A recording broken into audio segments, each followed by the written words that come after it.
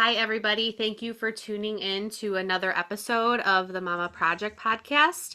Today, I have Liz O'Donnell here to speak about a hard but a very important topic. Liz is a infant loss advocate. She started a organization called Aaliyah in Action after she experienced a stillbirth with her daughter.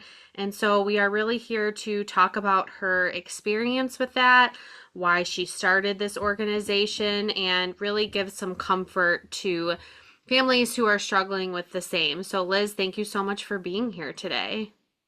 Thank you. I'm so happy to be here and share all that I've learned on this journey with your listeners. Yeah, so if you can go back to that time in 2020, Yeah. can you talk about your experience with Aaliyah? Yeah. So from the start, when I found out I was pregnant in June of 2020, everything was amazing. I am very honest when I say it was perfect. I mean, my entire pregnancy, I felt great. Aaliyah was great. Everything was just great up until the end of November 2020. I had felt reduced movement, contacted my doula, shared with her what I was not feeling, and she encouraged me to definitely go to the hospital. I walked right past my hospital bag. I'm a overly organized person, so I had already had that all ready to go, walked right past it thinking I would just get a quick checkup and come home, only to hear that, Aaliyah no longer had a heartbeat and I would be in the hospital to deliver her. So that was definitely shocking and confusing to me since everything beforehand had been going so well, like that textbook pregnancy. Yeah, so in November, so how far along were you at that point? Was about 32 weeks. Okay. So everything we had done, the 20-week scan, everything was great. When we found out we were having a girl, it was just so exciting. My mom, because it was weird because it was during COVID, right? So my Sure. mom actually came down to DC and I was able to, fill her hotel room with balloons that say it's a girl, all that stuff. So we were just so excited. And just a few weeks before, I delivered Aaliyah, we had had our baby shower, which was really the first time so many people had seen each other because of COVID. We were able to do it outdoors. The weather was beautiful. And it was just an amazing day for all of our friends and family to get together, connect, celebrate this girl. And, I look back on that and I'm so happy that we followed through because it was a little touch and go because of COVID. But I was serious about having this shower and I'm so happy I did because it is the only party that Aaliyah will ever have. And it was honestly an amazing day.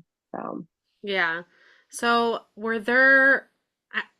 tell us a little bit. I mean, I'm sure you've really, it sounds like, before when we were talking offline, that Liz is the kind of go-getter person who wants answers. So I'm assuming you've done yeah. lots of digging. Like, were there signs that you really just didn't pick up on, like, up Mhm. until you asked questions? Like, I don't know, just because I felt I had a very like easy pregnancy like you, and it's just like would I have even known what to look for? Like now looking back, were there Exactly. any other things that were like warning signs, I guess?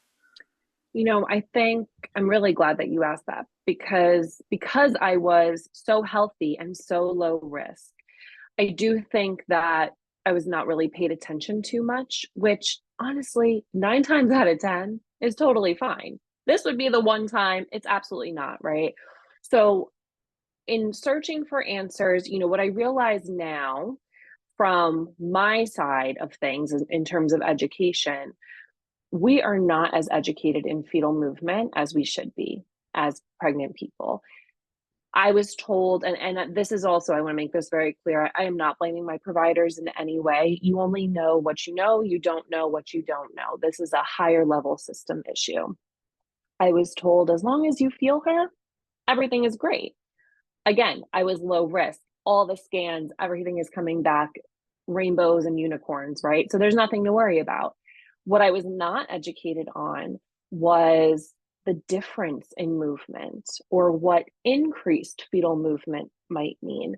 I now know that actually on Thanksgiving Day, when Aaliyah was moving a lot, that was a sign of distress.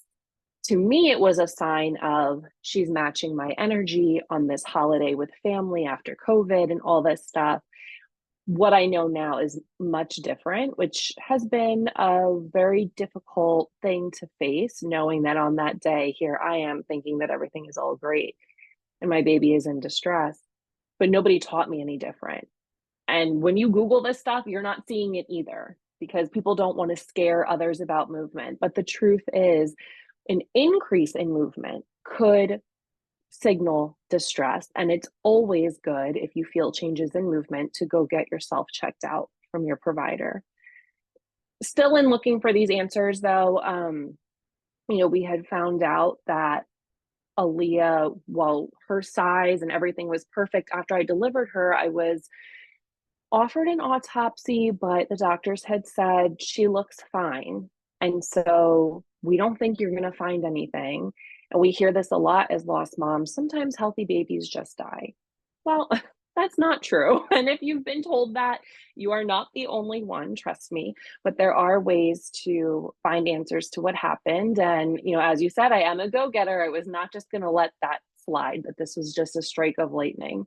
And so I was connected with a placental pathologist who took a look at everything. And what he found was that, yes, Aaliyah actually was extremely healthy and growing just fine. And it was essentially the placenta that had failed because it was so much smaller than her. And so the way that he explained it was, essentially Aaliyah ran out of gas. That's like the easiest way for us to understand it. And I never would have known that the placenta was small, and my providers never would have known that because it's not something that's routinely measured here in the United States.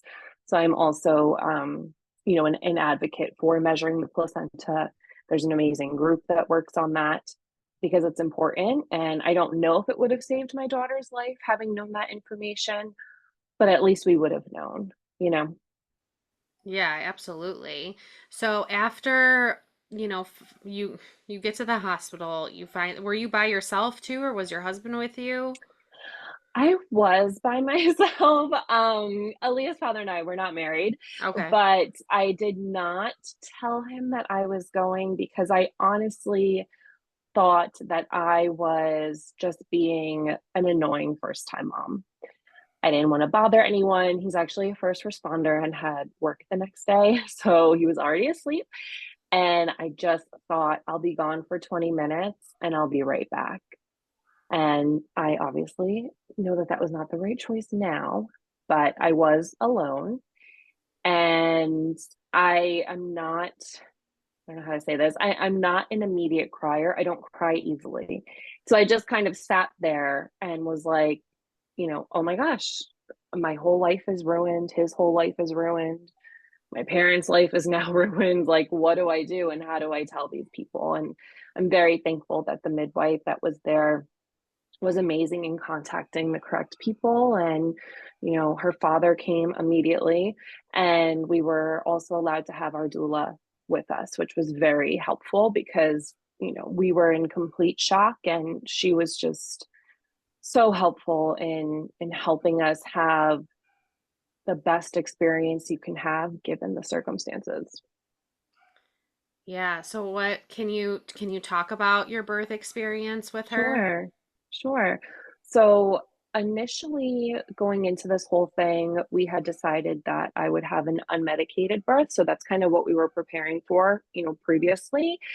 And in those moments when, everything has just absolutely come crumbling down on you, you want to regain some sense of control.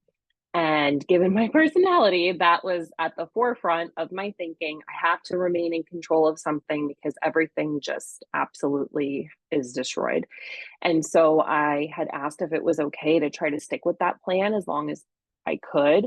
And I did, which again, looking back on it, perhaps not the best choice, but for me in those moments, it was the best choice to try to go through with unmedicated and have as little intervention as possible. But It did after a day and a half get to a point where I knew I probably needed some assistance so that I could, I don't want to use the term get this over with, but I needed to leave the hospital. He needed to leave the hospital. We needed to be home.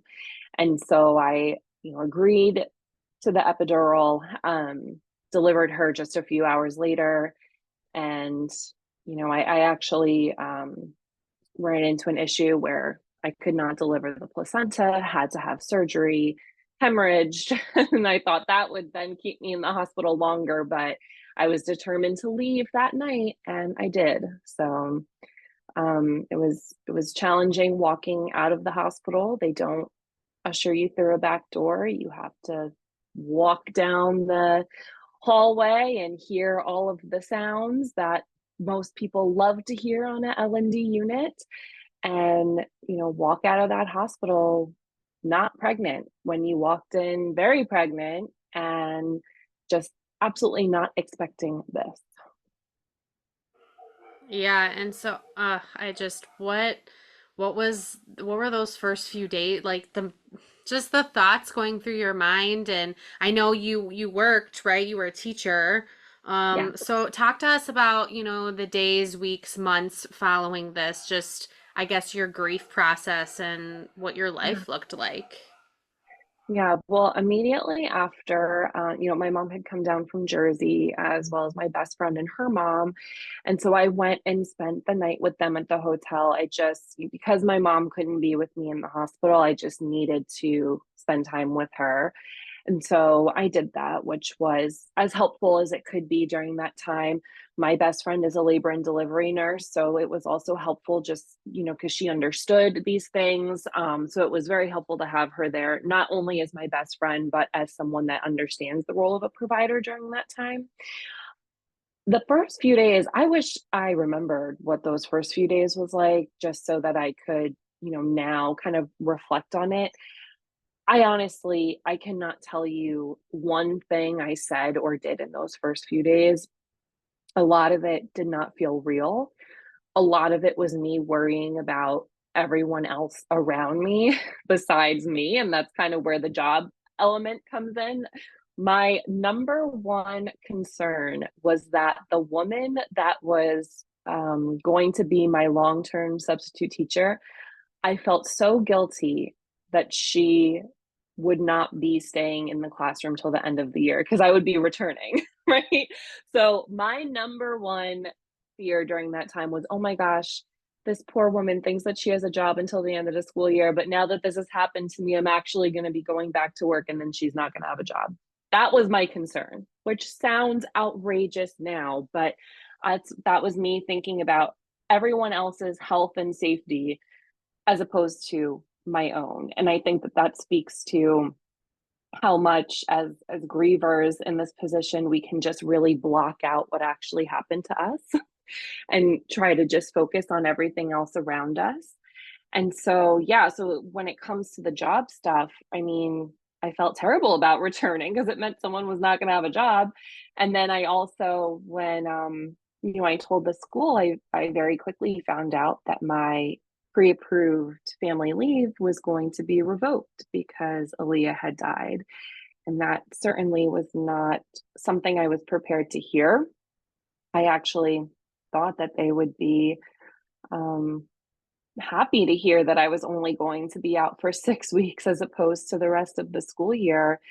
But the response was, actually, you don't get this leave at all because you can't produce a birth certificate. And so you are no longer eligible. And it was really those cruel and harsh words that put me on the path to advocacy for, stronger bereavement supports and just kind of stillbirth prevention in general. Was the response from my employer is what has led me here to this podcast today, in all honesty. So you were expected to return to work after six weeks. No, Is so that when? with the leave, it was 6 weeks for family leave. And then I was using up all my sick time to be out for the remainder of the school year. Leah was due end of January.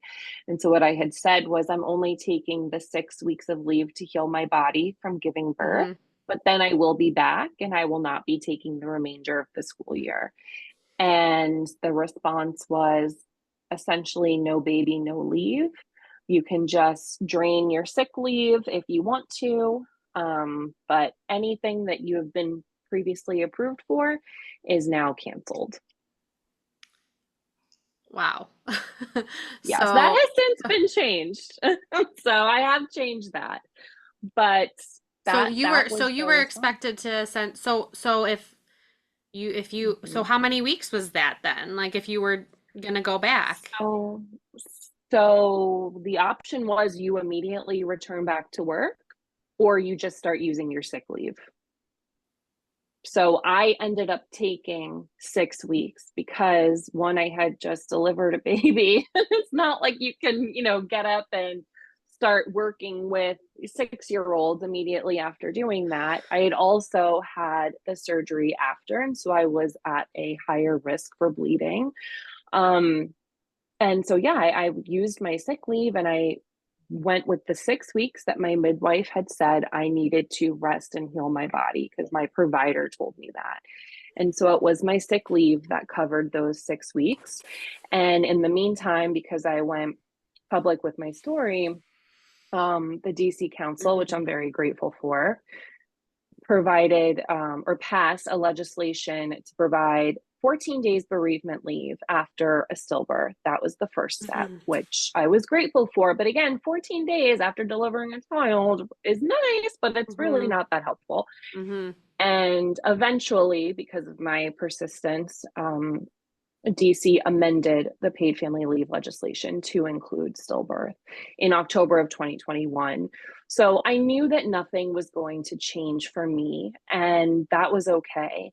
But when I had went public and had so many DMs and emails from people that had experienced something like this and did go back to work immediately because they didn't have sick leave or because they just felt so defeated by what was said to them, it disgusted me, which is why I pushed and pushed and pushed. And I was not going to ever let up on it. That became very clear to everybody in Washington, D.C.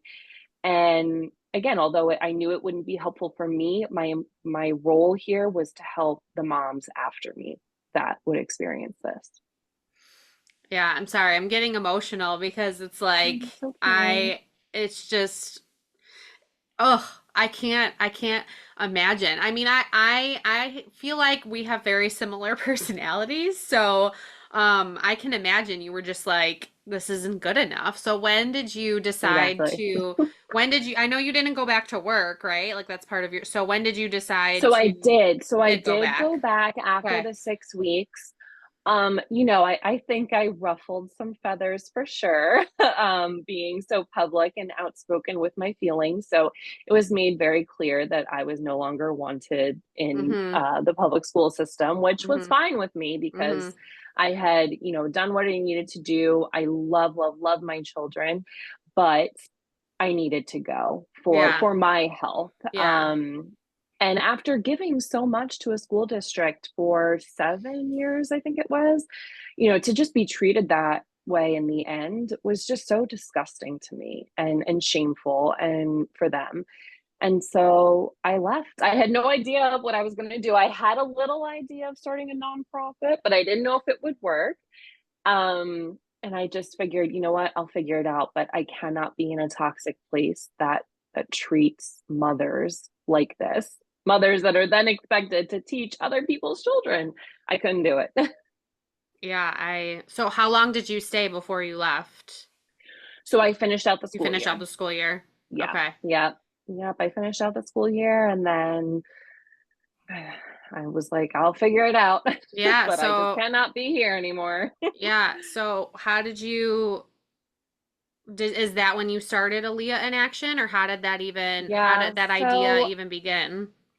I, you know what? I knew I wanted to do something because again, when I went public, the story extended far beyond Washington, D.C. I was doing interviews all over the country. I even did an interview for The Sun in the UK. So people were shocked. I think mostly shocked also because I was a teacher and, having to go back to work with other people's children after being treated like this. But I received, I mean, literally thousands of messages online. And, I just kept thinking, one, how did I not know that this happens to so many people? I was very disappointed in myself for not realizing, how much Stillbirth, loss you is mean? happening. Yeah. Stillbirth, but Or just even with yeah. miscarriage, I feel Sure. like we know that there are high rates of miscarriage, unfortunately, for sure, stillbirth and even NICU loss. I had no idea. And that's just not, as a pregnant person, something you're educated about because people are scared to educate you about it. Whereas I look at it as a moment to empower people in their pregnancy to know about these things, to keep themselves and their babies healthy. But as a country, we're not exactly ready to see the benefits of that. Um, so when all these people had reached out to me, I just thought, like, I have to do something as Aaliyah's mom. I have to do something to help support people. I am very blessed to come from a family and have a group of friends that is the most supportive, and it is their support that has, gotten me to this position today. And I know that not everybody has that. And I wanted to try to create a way to at least provide a little bit of that same support. So I was literally driving to Costco, and the phrase Aaliyah in action came into my mind out of nowhere. And I said, okay, that's it. The name of this nonprofit. And I still didn't really have an idea yet, but I knew the name was going to be Aaliyah in action. And then I just kind of, thought about, well, what has helped me in this grief journey? It was these small self care items. And I thought, you know what? I'm going to try to figure out what the most impactful items might be and try to get this in the hands of every person that experiences any type of perinatal or neonatal loss. And that's what I'm doing somehow. So Yeah. that was in 2021 you started that? Yeah, I actually filed the paperwork April of 2021, so just a few months after everything had happened. But that was me in my grief. Yeah. And big drastic decisions like that, quitting your job, starting a nonprofit, I don't recommend to everybody. Like, that is what worked best for me. Mhm. And it was certainly a gamble, but I was committed to making it work. And I'm happy I made that decision, although it was very scary. And I know friends and family were kind of worried about me, like, oh my gosh, what is she doing? But I knew that that was the best decision for me, and I knew I would make it work somehow. So, Yeah. So tell us about Aaliyah in Action. yeah, What is it? yes. So, we are a nonprofit. We provide self care packages to families who experience any form of perinatal or neonatal loss. Each package has 7 self care items. So, thanks to Earth Mama Organics, we have tea and seeds of hope. We have a lavender shower steamer, a lip balm, a sage candle, fuzzy socks, and I'm forgetting something, a face mask. And so, the whole idea is that this package is not going to make you feel better. I'm not trying to give you a gift. I am providing a resource for those really tough days when you are literally comatose on the couch, just questioning everything and having just millions of thoughts running through your mind. It is rough. It is really hard. And most likely the immediate people around you are not going to understand all those feelings. And so when I provide this package to families, and I'll share in a second how we do that, it's really supposed to be a resource from someone who knows that pain, from someone who was sitting on the couch crying and wondering, what can I do right now to make myself feel something? Because you feel so numb. And so if that means throwing on a face mask and fuzzy socks just to get you to quite literally feel something, then that for me, it means something in the grief journey. And so my next big question was, well, how do I get these to people? And I was, I don't want to say disappointed because again, you don't know what you don't know. But in leaving the hospital, we were given a sheet of paper with therapists' phone numbers, and that was it. I, oh, I'm sorry, and a memory box. And the memory box, while I always say I appreciate it so much now, I could not look at that when I got home from the hospital. I couldn't even look at pictures until, a few days later. And so I just wanted something that could be, maybe I say this with all the love in my heart, not so much about the baby, but for mom, for the birthing person. And I wanted them to be able to have that immediately. I don't want people to have to go look for that on your own. It's not fun to Google support after experiencing something like this. And so I thought, maybe one or two hospitals might be interested in this. It was really important for me to first reach out to the hospital where I delivered Aaliyah. They thought it was fantastic. And I remember the director at the time, she's retired now, but she had said, I think you are going to be surprised by how many other hospitals are going to want this because we don't do anything like this. And she was right. So, this quickly has just developed into a beautiful supportive program. And we are now in, actually, I think of as far as, I don't know, last week, I think it's 60 hospitals that we are now in nationwide, which is not something I ever, ever, ever could have imagined. But I am just so grateful for because these families will be leaving the hospital with a resource that they can immediately pull from when they get home. Wow, that's incredible. Do you have a team that works with you, or is it just you now? It's just me.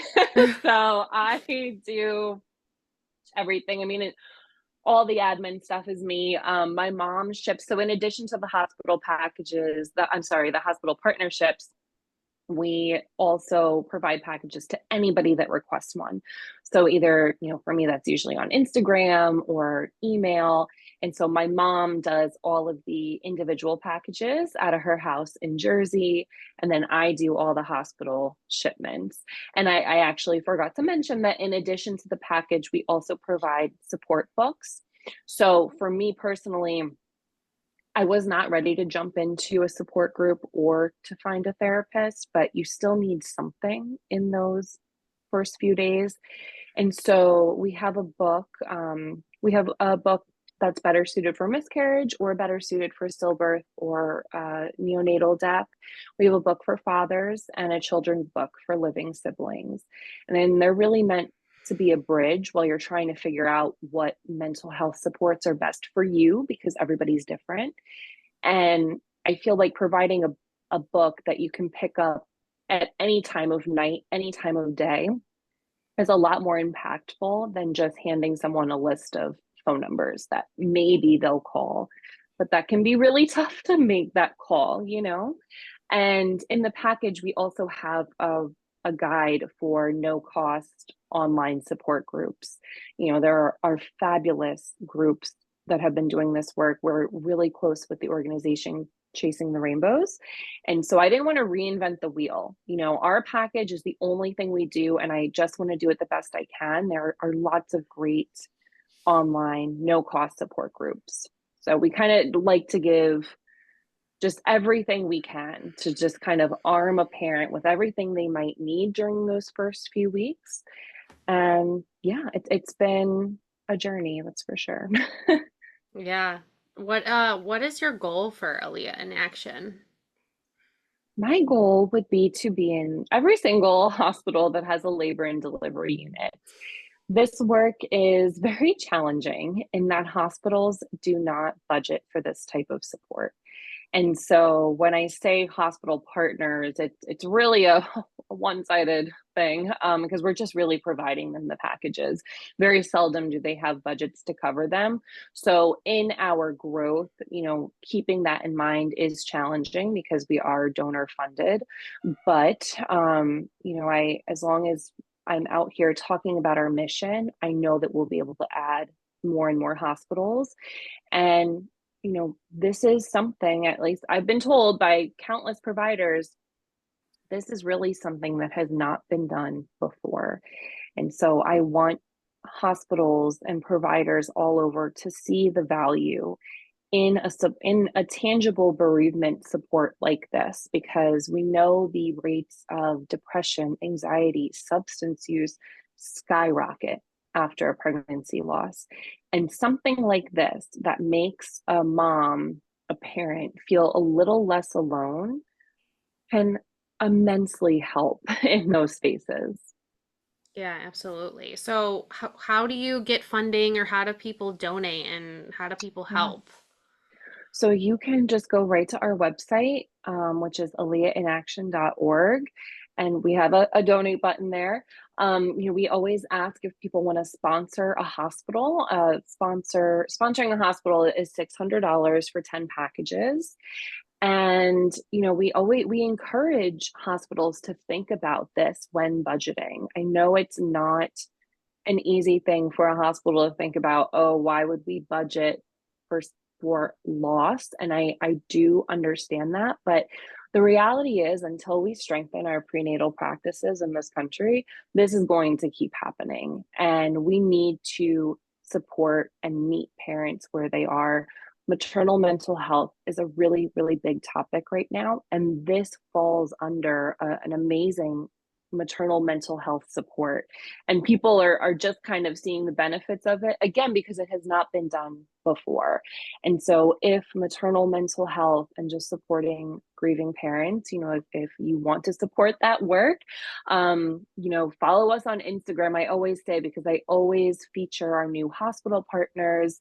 I'll go on stories and you'll see me in a warehouse. I'm here in my DC home, but this office could no longer take the amount of inventory I needed to start producing. So we got a little warehouse space. And so you really see where your donor dollars are going in our work. It's very clear. We're reaching or have reached the 60 hospital mark. And overall, we're nearing 2,000 packages provided since we officially provided our first set in July 2021. So since then, we're almost at 2,000 packages provided to families.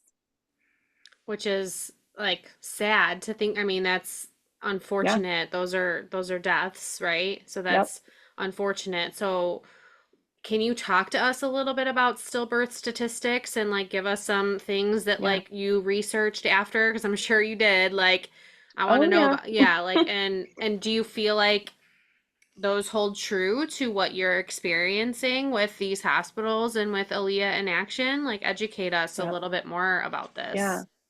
So, I always say, and I think I had just said it in an Instagram video the other day, 2,000 is 2,000 too many, right? The reality is, as far I'm most educated on stillbirth because that's what I experienced. There are over 21,000 stillbirths a year in the United States. Rarely does anyone know that unless they've experienced it themselves. I did not know stillbirth happened to people in that were experiencing a healthy pregnancy. I just wrongly assumed that it happens, because there's something wrong with the baby or because it was a high risk pregnancy. That is all wrong. Um, while Aaliyah in Action is so important to me because it's an organization I started in honor of my daughter, the prevention piece is equally as important. And I'm a director at Push Pregnancy, where we are working on lowering the preventable stillbirth rate. If other countries can do it, so can we. And right now, we aren't. And so, we work a lot with top medical providers who really care about stillbirth prevention and are looking at other countries to see what they're doing, how they have lowered their numbers, and how we can do that too. I'm actually going to England in a couple of weeks to be in a meeting about the Rainbow Clinic, which is specialized office hours and routines for families that are experiencing pregnancy after loss, which I have not gone down yet, but the protocols and the prenatal care is drastically different. And that should be really a model that everybody is getting. You should not need to experience a loss in order to get this increase in care, this top level care. Everybody should just be getting that. And so with my work with Push, we're really focused on, it's all founded by stillbirth families. So yes, stillbirth prevention is our really big focus, but it's also just empowering all pregnant people to know how to advocate for themselves, to feel empowered and not scared of asking questions. I never should have been scared to call my hospital to tell them that I wasn't feeling Aaliyah as much. But that's just how it is in this country. And so we're really trying to eliminate those factors so that, ultimately more families can make it home safely together. Because right now they're not. Yeah. And you are also fighting to build better laws around paid leave for stillbirth. So talk to us a little bit Yes. about that too.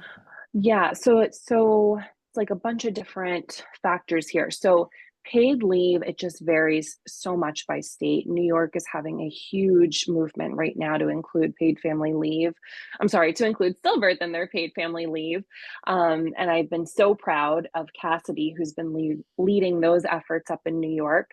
There are two really important federal bills for stillbirth prevention. The first is the Stillbirth Prevention Act, which is tied with Healthy Birthday and Count the Kicks, which is an app that I wish I had known about. Which just helps you bond with your baby, track movements, and will alert you if something is off. And I'm also the Count the Kicks ambassador for Washington, D.C., and I'm working with the D.C. Hospital Association and D.C. Health to bring the program to the district. Every state should have that program. It should be a no-brainer for stillbirth prevention. The other bill, which is led by Debbie Haynes in New Jersey, is the Shine for Autumn Act. And that would be the first federally funded stillbirth prevention bill that would just help increase our country's general knowledge, really, of stillbirth and stillbirth prevention. It would add an increase of doctors, placental pathologists, and it would allow for families that experience this to just get more answers. And then from there, allow the people in charge to figure out ways to prevent some of these losses because many, many are preventable. Talk to us a little bit about that. What are some of the top tips you can give moms for preventing stillbirth? With push, I think our big one is know your normal. The first sign for everyone is reduced movement. As I mentioned earlier, the first sign for me was increased movement. I just didn't know. It didn't click with me until it was reduced. And most often, mothers report having an increase of movement a day or two before feeling a decrease. And so I encourage mothers to focus in on the fact that your baby does not run out of room. People are still being told that myth. Please don't let your provider tell you that. Please don't believe it. Babies are not running out of room. They're not going to move less. If you feel any difference in your baby's normal, everyone is different, right? You feel a difference in your baby's normal, go see your provider and don't take no for an answer. We have a problem in this country with doctors just kind of dismissing parent concerns. And with my work at Push, we are trying so hard to put an end to that because so many families went in with concerns and were dismissed, only to then go in the next day and be told their baby was dead. And that is unacceptable. And I challenge the people at the top to start, recognizing that there is an injustice and inequity here, and it wouldn't take too much to change it. So I think my big tip is to know your normal, your baby's normal, your baby's movements. And if that ever feels different or off, it's okay to go in and get yourself checked out and don't take no for an answer. Yeah, absolutely. When you were, first dealing with your grief and your emotions, what were some questions that you had that you feel like maybe you did find answers to, and then maybe some others that you didn't, that maybe some other lost moms can resonate with? I think my number one question was, why didn't I know this could happen to me? Why didn't I know? I read all the books. I went to every appointment. I was so healthy. I did everything I was supposed to, and yet this somehow still happened. Why didn't I know? And that can eat you alive. Or what did I do wrong? I must have done something wrong. What did I, eat too much turkey on Thanksgiving? What did I do? I had decorated my whole house that day for Christmas. Oh my gosh, did I do too much, lifting boxes or anything? Those questions will eat you alive. And so, you know, I want everyone to recognize that we are all asking ourselves those questions. And no matter how far we are in our grief journey, they can still pop up from time to time. But I do highly suggest reaching out to online, and we have websites on our Elliott in Action website, finding support groups or chat communities. If you don't want to do a support group, there's also online chat communities, so that you can really see that you're not the only one that's asking themselves these questions. Another question was, oh my gosh, my life is over, nothing will be the same. And I was right in that nothing will be the same, but I have been able to find something that gives me purpose as a parent. And that's another important element to realize, is that as lost parents, especially me, because I don't have any other living children yet, your parenthood can very easily be invalidated by yourself. You don't mean to, but sometimes you can do it to yourself. I know I have. And certainly by others around you. Maybe not in a malicious manner, but it can absolutely happen. And so what we have to do is just try to come up with little ways to validate our parenthood and our child's life. And that could be, my friend Candace up in Massachusetts, she's doing a book drive to honor her son Aiden. That is an amazing way to honor Aiden's legacy. With all of us at Push, starting Push Pregnancy in honor of our babies, starting Aaliyah in Action, it can also just be like having a celebration on your baby's birth date, anniversary date, whatever everyone calls it, something different. But just really having time with your friends and family to honor your child and talk about them. That's another thing. People can get really scared because it might make others feel uncomfortable. Obviously, I talk about Aaliyah every chance I get. And that has been really important for me. And so if you have a friend or family member who has experienced this, say their baby's name, really validate that, because another huge question we ask ourselves is, am I really a parent? And that's not a question we should be asking ourselves, because yes, we absolutely are. Yeah, absolutely. What about support for lost moms and lost parents? Like, what advice can you give maybe a friend or a family member? Like, they have somebody who is struggling and, had a miscarriage or had a loss. What kind of support did you accept? Like, how did that Yep. look for you? Because I know that, it could be challenging for someone to be like, well, what do I say? Like, what do I Oh, say that's going to absolutely. make someone better? What do I Yep. do? So what kind of advice do you give for those people as Yeah. well? So I think, and I'm just basing this, completely on my own experience, acknowledging is so important. Um, and as I just said, using the baby's name, calling your friend, family member a mom is so crucial. In that same vein, it's okay to have no idea what to say. We have no idea what we're even thinking. We have no idea what to say. And we're the ones that experienced it. So for me, I never expected any of my friends and family to know exactly what to say. Certainly, no matter what they said, nothing was going to make me feel better about the situation. But just having some friends say, I have no idea what to say. I just love you and I love Aaliyah. And, whatever you need, even if it's just to vent, I'm here to listen. Just telling people that you're here to listen is huge. I also, would get little drop offs of, food, right? Like that's so, not that I was in a space where I felt like I could even eat a meal, but it was just so lovely to have friends and coworkers dropping those things off, friends offering to come clean the house. Like that was huge too. Or do you want me to go to Target, or just dropping off a Target order of random things that you need in your everyday life, right? All of that was so important. And also, I will share something to not do. I'm very, very, very blessed that I did not have any friends or family try to diminish the loss by saying, well, at least you can get pregnant.